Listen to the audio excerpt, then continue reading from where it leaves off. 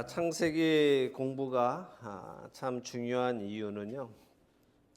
하나님께서 어떻게 구원을 이루어 가시는가 하는 것을 그 창세기 공부를 통해서 깊이 이해할 수 있기 때문입니다. 하나님께서 어떻게 구원을 이루어 가시는가를 깊이 이해할 수 있다는 것은 하나님의 성품이 어떤지를 또 이해하게 된다는 말씀이기도 합니다. 모든 것을 아시는 하나님은 누가 믿음을 가질 자이고 누가 믿음을 가지지 않을 자인 것도 분명히 알고 계십니다. 그렇기에 하나님은 믿음을 가질 자들을 택하십니다. 그리고 그들에게 하나님이 누구신지를 알려가시면서 그들로 하나님을 믿고 신뢰하는 사람으로 빚어가십니다. 창세기의 등장인물들의 인생에서 그들은 각기 특정한 때에 자신들의 믿음을 증명해야만 했습니다. 아브라함은 하나님께서 이삭을 번제로 드려라 라고 하셨던 그때에 자신의 믿음이 이삭을 번제로 드릴 만한 믿음이 있었음을 증명해야 했습니다. 이삭은 하나님께서 자신의 아버지 아브라함을 지키신 것 같이 자기도 지키시는 분임을 신뢰하는 것을 그랄의 아비멜렉이 비골 장군과 함께 찾아왔을 때에 증명해야 했습니다. 야곱의 아들들은 애굽의 총리로부터 곡식을 얻어서 생명을 이어가기 위해서는 자신들이 변화된 자임을 증명해야 했습니다. 이들의 이런 변화와 믿음의 증명을 보면서 우리가 배우는 것은 하나님의 성품은 무엇인가 하는 것입니다. 그것은 하나님께서 믿음 없는 자들을 믿음 있는 자들로 만들어 가신다는 거예요. 그분의 시간표 안에서 단 한 번의 오차도 없이 하나님은 모든 것을 이루어 가신다 하는 것을 우리는 이 창세기를 보면서 또 성경 전체를 보면서 배울 수 있습니다.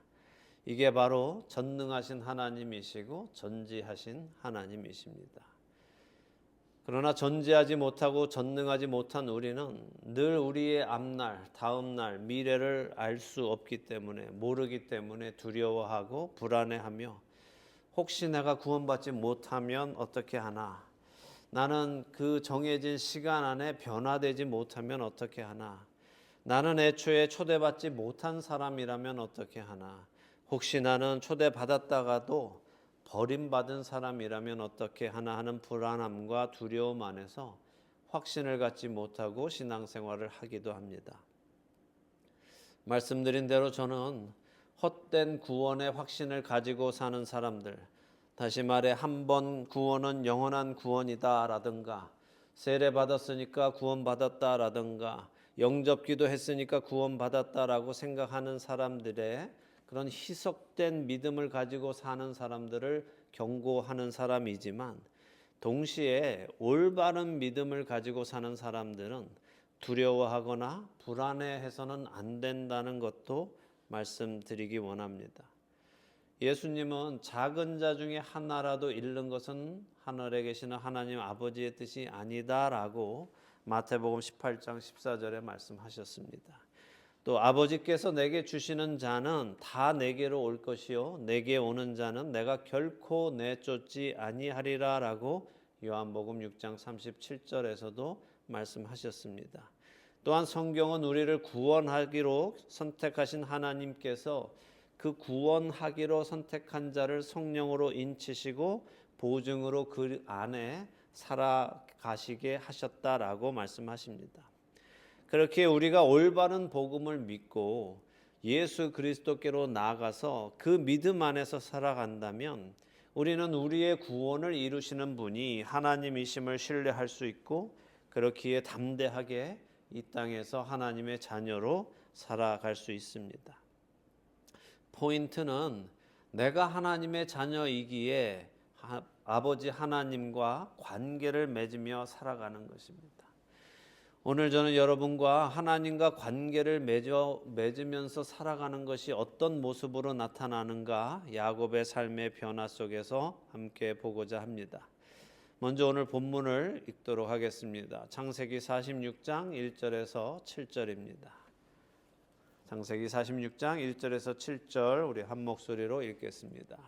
이스라엘이 모든 소유를 이끌고 떠나 브엘세바에 이르러 그의 아버지 이삭의 하나님께 희생 제사를 드리니 그 밤에 하나님이 이상 중에 이스라엘에게 나타나 이르시되 야곱아 야곱아 하시는지라.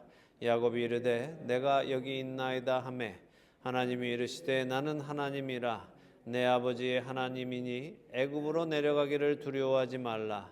내가 거기서 너로 큰 민족을 이루게 하리라. 내가 너와 함께 애굽으로 내려가겠고 반드시 너를 인도하여 다시 올라올 것이며 요셉이 그의 손으로 내 눈을 감기리라 하셨더라.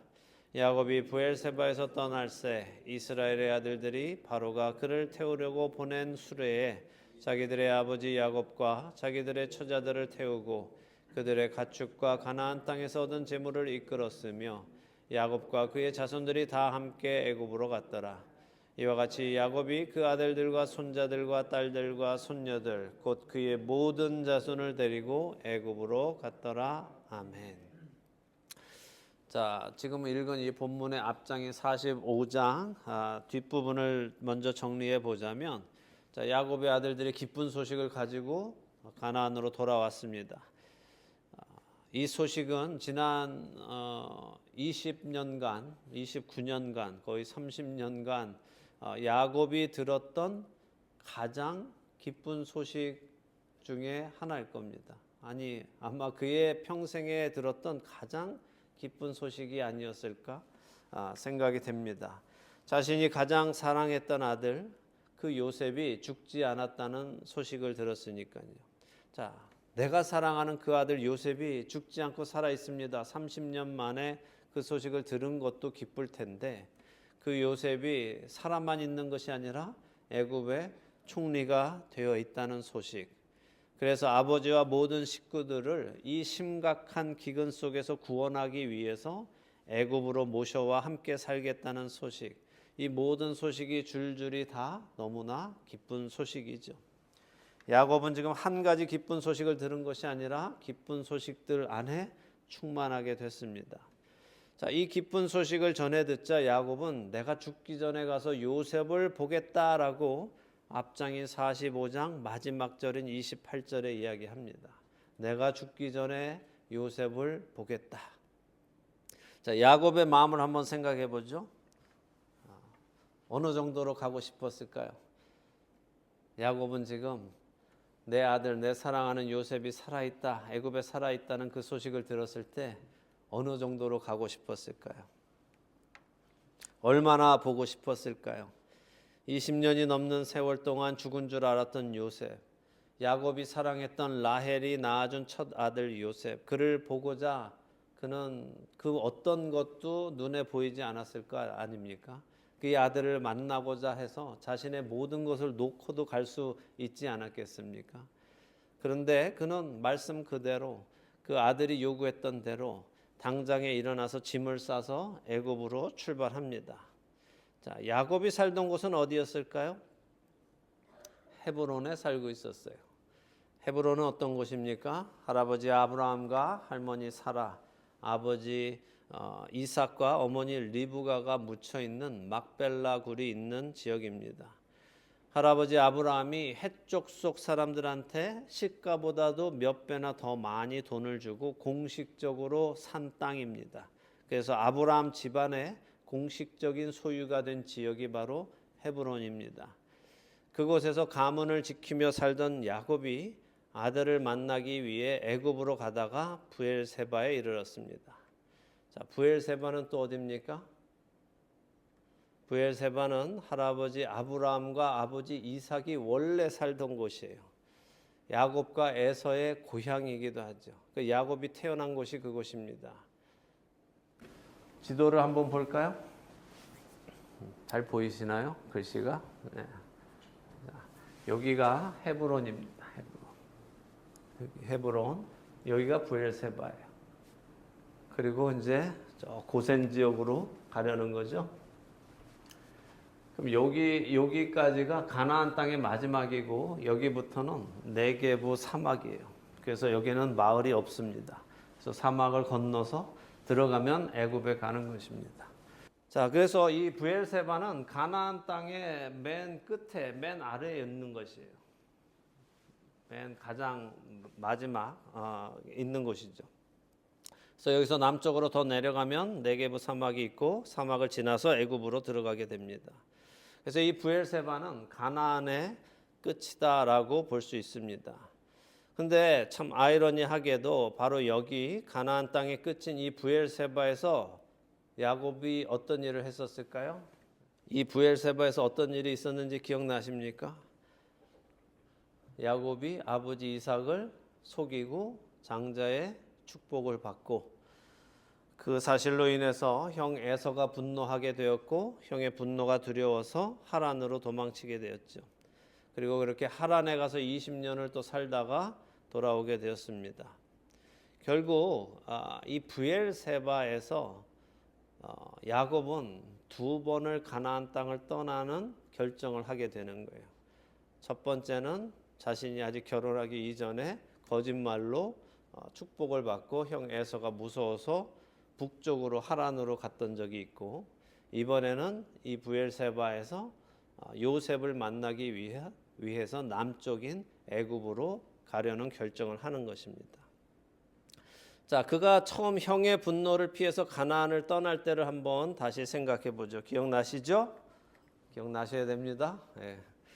야곱이 가나안을 떠날 때 하나님께 여쭤봤습니까? 안 여쭤봤습니까? 네?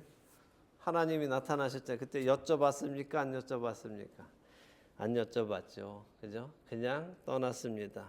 제사 드렸습니까? 안 드렸습니까? 드리긴 드렸는데 언제 드렸는가 생각해 보셔야 된단 말이에요. 자, 제사 드리지 않고 그냥 출발했습니다. 가다가 베델에서 어떻게 됐어요? 그냥 하나님께서 그날 밤 꿈에 나타나신 거죠. 자, 그러니까 제사를 지낸다라는 것은 뭐예요? 하나님께 의뢰한다는 거예요. 하나님께 여쭙는다는 겁니다. 그런데 처음에 하란으로 출발할 때는 제사 드리지 않고 그냥 출발했습니다. 그리고 베델에 가서 잠자는데 하나님께서 일방적으로 나타나셨죠. 그때 야곱은 어떤 모습이었습니까? 커다란 돌을 가져다가 놓고선 그 돌 뒤에서 숨어서 무서워서 이렇게 자고 있었습니다. 근데 하나님께서 꿈으로 나타나셨고 두려워하고 있는 야곱에게 약속을 주셨죠. 네가 어디로 가든지 내가 너와 함께 있을 것이고 너를 안전하게 이 땅에 다시 데리고 오겠다라고 약속하셨습니다. 그 약속을 받고 야곱은 어떻게 했습니까? 하나님 정말로 그렇게 해주신다면 하나님은 나의 하나님이 되실 것입니다 라고 하고 어떻게 했어요? 아침에 제사를 지냈단 말이에요. 그러니까 먼저 제사 지낸 것이 아니라 하나님이 먼저 나타나셨고 그 언약을 받고 제사를 지냈다는 거죠. 하나님의 의견을 그때서 알게 된 것입니다. 자, 하나님은 그 약속을 지키셨죠. 약속대로 야곱을 안전히 지키셨습니다. 사기꾼 같고 포악한 외삼촌이자 장인 어른인 라반의 손에서 그를 지켜내셨고 불같은 성격의 형 400명이나 되는 사람을 끌고 온 형 에서의 손에서도 그를 지키셨습니다. 또 세겜 지역의 남자들로부터도 야곱을 지키셨습니다. 자, 하나님은 그 약속을 다 지키셨어요. 내가 너를 안전하게 다시 이곳에 데리고 오겠다 하는 약속을 다 지키셨습니다. 근데 야곱은 어땠습니까? 그 약속에 신실하지 않았죠. 그럼에도 불구하고 하나님은 여전히 야곱에게 기회를 주시면서 그에게 하나님과 처음 언약을 맺었던 베델로 올라가라라고 하셨고 그곳에서 그의 제사를 다시 받으시고 언약을 완전히 지키신 것을 보여주셨습니다. 이제는 야곱이 그 약속을 지켜야죠. 하나님이 나의 하나님이 되신다는 그 약속을 지켜야 했습니다. 분명히 자신의 입으로 하나님께서 그렇게만 하신다면 나를 이곳에 안전하게 다시 데리고 오신다면 하나님이 나의 하나님이 되실 것입니다 라고 약속했었던 그 약속을 야곱은 지켜야 합니다. 자, 그런데 오늘 본문 46장 1절에 보니까 어떻게 되어 있습니까? 성경은 야곱이 하나님께 제사를 지내는데 누구의 하나님이라고 하세요? 예, 야곱의 하나님입니까? 예, 그죠? 안타깝게도 자 보세요. 성경은 아직도 이 소유를 그가 누구한테 했다는 거예요. 이스라엘의 하나님이 아니라 그의 아버지 이삭의 하나님께 제사를 드렸다라고 하고 계시잖아요. 안타깝게도 그는 여전히 하나님과 그 약속을 지키지 않고 있다는 거예요. 성경은 여전히 야곱이 자신의 하나님께 제사 지내는 것이 아니라 그의 아버지 이삭의 하나님께 제사를 지냈다라고 기록하고 계시죠. 야곱이 변했습니까? 변하지 않았습니까? 안 변했죠. 근데 하나도 안 변했어요? 조금은 변했어요. 뭐가 변했습니까? 제사를 지냈다는 거예요. 첫 번에 떠날 때는 제사 지내지 않았는데 하나님이 나타나셨는데 두 번째는 그래도 제사는 지내더라 하는 거예요. 자, 제사를 지냈다는 건 뭐예요? 그가 창세기 28장에서 하란으로 출발하던 때에는 제사 지낼 생각이 없었습니다. 그는 그저 자신의 몸을 보호하기 위해서 큰 돌을 가져다가 자신의 방어벽을 만든 후에 잠을 잤을 뿐이고 하나님께 엽죽지 않았습니다. 하나님, 제가 이 길을 가야 하겠습니까? 제가 형을 피해서 꼭 이곳을 떠나야 하겠습니까? 라고 묻지 않았습니다. 그는 단순히 형이 두려워서 형의 눈을 피해서 도망쳤을 뿐입니다. 그런데 지금은 어떻습니까? 그는 가나안의 끝자락에 와서 이 가나안을 떠나기 전에 하나님께 제사를 지냅니다. 제사를 지낸다는 것은 하나님께 묻는다는 것이에요. 그런데 지난번에는 무서워서 도망가는 거였고 이번에는 자기가 너무 사랑하는 그 아들을 보고 싶은데도 불구하고 그가 하나님께 의견을 묻는다는 것이 중요하다는 것입니다. 더군다나 지금 여기서 하나님께서 야곱에게 나타나셔서는 야곱아 야곱아라고 부르셨더니 야곱이 어떻게 합니까? 내가 여기 있나이다. 이 말이 무슨 의미예요? 내가 여기 있나이다. Here I am. 이게 무슨 의미입니까? 히브리 문법에서 크게 말씀해 보세요. 자, 성경에서 하나님께서 누군가의 이름을 부르실 때 사무엘아 사무엘아, 모세야 모세야, 아브라함아 아브라함아 할 때 사람들이 내가 여기 있나이다 라고 대답하는 것은 주님 말씀하십시오, 제가 순종하겠습니다 하는 의미예요. 다시 말하면 제가 듣겠습니다, 듣고 그대로 행하겠습니다 라는 말이죠. 그러니까 야곱이 내가 여기 있나이다 라고 말한다는 것은 뭐예요? 이제 자신이 하나님의 말씀에 순종하겠다는 표현입니다. 자, 그런데 하나님의 말씀을 들어보죠. 3절에 하나님이 말씀하시는데 애굽으로 내려가기를 두려워하지 말라라고 하십니다. 자, 왜 이렇게 말씀하신 거예요? 하나님이 이렇게 말씀하실 때는 뭐라고요? 두려워하고 있다는 거예요. 야곱이 뭘 두려워하고 있습니까? 애굽으로 내려가는 것을 두려워하고 있다는 거죠. 자, 그러면 야곱은 왜 애굽으로 내려가는 것을 두려워하고 있을까요? 그가 애굽으로 내려가는 것을 두려워하고 있다는 것은 우리에게 무엇을 말해주는 것일까요? 자, 지금 자신이 사랑하는 아들 요셉이 살아있다는데 지금 30년 거의 다 돼서 그 아들이 살아있다는 이야기를 들었는데 더더군다나 거기에서 애굽의 총리로 있다는데 당장이라도 뛰어가서 그 요셉을 꼭 안아주고 싶을 텐데 무엇이 두려워서 그는 이 가나안의 끝에 브엘세바에 와서 하나님께 제사를 지내면서 하나님께 의중을 묻는 것일까요? 그는 요셉을 보고 싶다는 그 욕심으로 하나님께서 있으라고 하신 이 가나안 땅을 떠나는 불순종을 저지르게 될까 두려워하고 있는 것이. 이것이 얼마나 큰 변화인 거지. 이 변화가 자신의 욕심대로 행하던 야곱이 하나님의 뜻이라면 내가 사랑하는 이 요셉도 보러 가지 않겠습니다라고 할 수 있을 만큼 그 자리에 오게 되었다는 거예요.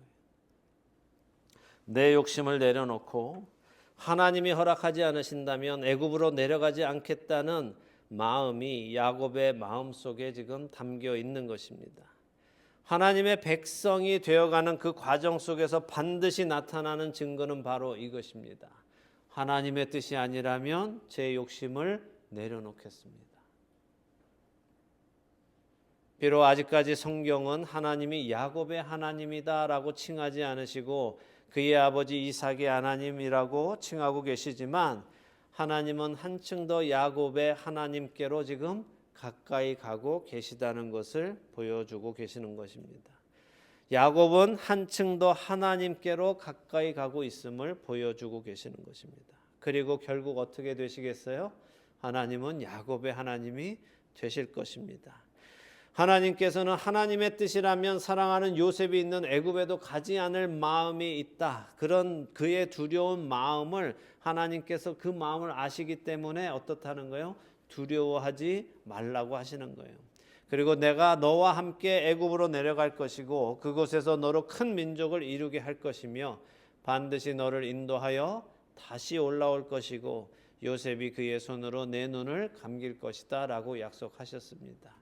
물론 하나님께서 다시 너를 데리고 올 거다, 이 말은 이스라엘 민족, 이스라엘이라는 이름을 가지고 있는 너지만 너의 민족을 다시 이 가나안 땅에 데리고 올 것이다 라는 말씀입니다. 야곱은 거기에서 요셉의 손에 의해서 눈이 감기게 될 것이다. 이 히브리 사람들, 유대인들에게는 가장 큰 축복이 아들이 아버지의 눈을 감겨 주는 것입니다. 그러니까 축복 안에 있을 것이다 라는 말씀을 하는 거죠. 자, 하나님의 허락이 떨어지자 야곱은 온 가족과 함께 모든 소유와 함께 가나안을 벗어나서 애굽으로 출발합니다. 야곱의 변화가 놀랍지요. 또 감격적입니다. 그가 믿음 안에서 성숙해져 가고 있음을 우리는 봅니다. 그는 야곱에서 이스라엘로 변화되어 가고 있습니다. 그런데 이 야곱의 믿음의 성숙은 어디에서 온 겁니까? 야곱이 내 믿음 너무 연약해. 나는 나약해. 성숙한 믿음을 가져야 돼. 그래서 내가 매일 노력해서 성숙한 믿음으로 자라가야겠어 하면서 훈련을 했습니까? 매일 막 큐티하면서 말씀 공부하면서 막 이렇게 했더니 그의 믿음이 성숙해졌습니까? 어떻습니까? 아니죠. 그의 믿음은 그가 만들어간 것이 아니라 하나님께서 빚어가신 거예요. 야곱처럼 고집이 세고 자신의 욕심을 챙기는 사람이 창세기 안에는 없어요. 다른 데는 있지만 그런 고집 세고 욕심대로 하며 사는 사람을 이렇게 하나님께 여쭙는 사람, 심지어 하나님이 원치 않으시면 내려가지 않겠다라는 마음까지도 가지고 있는 사람으로 만드신 분이 하나님이시라는 거예요. 그래서 어느 누구도 자신의 믿음을 자랑할 수가 없는 것입니다. 믿음은 내가 노력해서 얻는 것이 아니라 하나님께서 빚어가시는 것이기에 그렇습니다. 야곱은 이렇게 야곱에서 이스라엘로 변화되어져 가고 있습니다. 간사한 사람, 발 뒤꿈치를 붙들고 사는 사람에서 하나님이 친히 싸우시는 사람, 그 하나님을 따라가는 사람으로 변화되어져 가고 있죠. 근데 이게 어떤 한 사건이 아니라 야곱의 인생 전체에서 일어나고 있는 일이란 말입니다. 우리 역시 마찬가지입니다. 이삭처럼 단시간 내에 변화되는 사람도 있지만, 아브라함처럼 40여 년이 걸리는 사람도 있지만, 야곱처럼 130년 인생 전체를 통해서 변해가는 사람들도 있습니다. 어떤 사람은 시간이 짧게 필요하고 어떤 사람은 시간이 오래 필요하기도 합니다. 아브라함과 이삭과 야곱, 이 셋은 모두 다 자신의 삶 속에서 기근을 만났습니다. 세 명 모두가 다 기근을 만났습니다. 아브라함은 기근을 만났을 때 자기 마음대로 애굽에 가서 큰 실패를 겪고 하나님의 보호하심을 경험했습니다. 이삭은 기근을 만났을 때 애굽으로 가려고 했지만 하나님께서 가지 말라라고 하셨고, 그랄 땅에서 그랄 사람들의 시기를 받아서 하나님의 보호하심을 경험했습니다. 야곱은 기근을 만났을 때 애굽으로 가고 싶어 하지 않았습니다. 이 애굽으로 떠나는 것을 두려워하고 있었어요. 그런데 하나님께서 야곱한테는 가라라고 하신다는 것입니다. 내가 너를 보호하는 것을 그곳에 가서도 너는 경험할 것이다 라고 하시죠. 자, 기근은 똑같이 3세대 모두에게 왔습니다. 그런데 하나님께서 그 기근을 통해 일하시는 방식은 3세대 모두에게 각각 다르다는 것입니다. 이것이 보이시기 바랍니다. 우리 인생에는 기근과 같은 어려운 일들이 찾아옵니다. 누구에게나 예외 없이 찾아옵니다. 그러나 그 기근과 같은 어려운 일이 모든 사람에게 동일하게 일하지는 않습니다. 어떤 사람은 애굽에 가서 고생을 해 보아야 정신 차리고, 어떤 사람은 애굽에 가지 않아도 정신 차립니다. 어떤 사람은 애굽에 꼭 가야만 하기도 합니다. 그러나 어떤 경우라도 결론은 똑같습니다. 그 결론이 무엇입니까? 그들이 하나님을 알아가게 되었다는 거예요. 그들이 하나님을 신뢰하게 되었다는 거예요. 그들이 하나님을 더욱더 믿게 되었다는 것입니다. 우리의 삶 속에서 만나는 기근, 그 기근을 두려워하지 마시기 바랍니다. 왜냐하면 성경 속에서 기근은 항상 선한 결과를 가지고 오기 때문입니다. 모든 것을 아시는 하나님께서 우리에게 기근으로 표현되는 어려운 일들을 만나게 하실 때에는 그분의 선하신 계획이 그 안에 있다는 것을 믿으시기 바랍니다. 우리로 그분을 더 알게 하시고 그로 인해 그분을 더 신뢰하게 하시기 위해서 하나님이 허락하신다는 것을 믿으시기 바랍니다. 야곱의 변화 속에서 우리는 우리의 변화도 기대됩니다. 비록 우리의 신앙의 연륜이 오래되었지만 그 오래된 만큼 아직 변하고 있지 않는다 하더라도, 내가 예수님을 믿은 지 얼마 되지 않았다 하더라도, 여러분의 신앙의 연륜이 얼마이든 상관없이 우리는 야곱의 변화를 보면서 우리도 주님 안에서 살아간다면 반드시 변화하는 날이 올 것임을 기대하게 되고 신뢰하게 됩니다. 그렇기에 그 하나님을 신뢰하기 원합니다. 여러분의 믿음 안에는 하나님께서 원하신다면, 하나님께서 원치 않으신다면 나의 뜻도 내려놓을 수 있는가 하는 것입니다. 내가 원하는 것을 하나님께서 원치 않으신다면 하지 않을 수 있는 믿음이 있고, 내가 하지 않고 싶은 것을 하나님께서 원하신다면 하겠다는 믿음이 있는지 스스로 한번 살펴보시기 바랍니다. 지금 야곱은 그 믿음에까지 가게 됐습니다. 그런데도 중요한 게 뭐예요? 여전히 아직도 성경은 하나님이 야곱의 하나님이 아니라고 하고 계시다는 거예요. 하나님이 우리의 하나님, 나의 하나님이 되시기까지는 더 완전한 곳까지 가야 됩니다. 이거는 앞으로 한두 장 후에 가서 나올 이야기입니다. 그런데 거기까지 가까이 가고 있잖아요. 그가 자신의 욕심을 내려놓는 일을 하고 있는 상태까지 갔습니다. 여러분의 생각에 이것만 해도 대단한 것 같으세요? 하나님이 원치 않으시면 내가 원하는 것을 내려놓는 것만 해도 대단한 것 같으십니까? 근데 이걸 넘어가야 돼요. 여기서 만족하면 안 됩니다. 더 나아가서 무엇을 해야 됩니까? 내가 하기 싫은 것도 하나님께서 원하신다면 그분의 영광을 위해서 하는 자리에까지 올라가야 하는 것입니다. 우리를 부르신 하나님을 신뢰하게 되기를 바랍니다. 우리를 부르신 그 하나님을 신뢰하기 원합니다. 그분이 우리를 부르셨으면 그분은 우리를 반드시 하나님이 원하시는 모습으로 빚어내실 것입니다. 하나님은 실패하지 않으실 겁니다. 그분을 신뢰하며 우리가 온전히 빚어질 그날을 기대하며 우리에게 주어진 모든 날들을 믿음으로 살아내는 야곱에서 이스라엘로 변화하는 우리 모두가 되기를 예수 그리스도의 이름으로 축원합니다.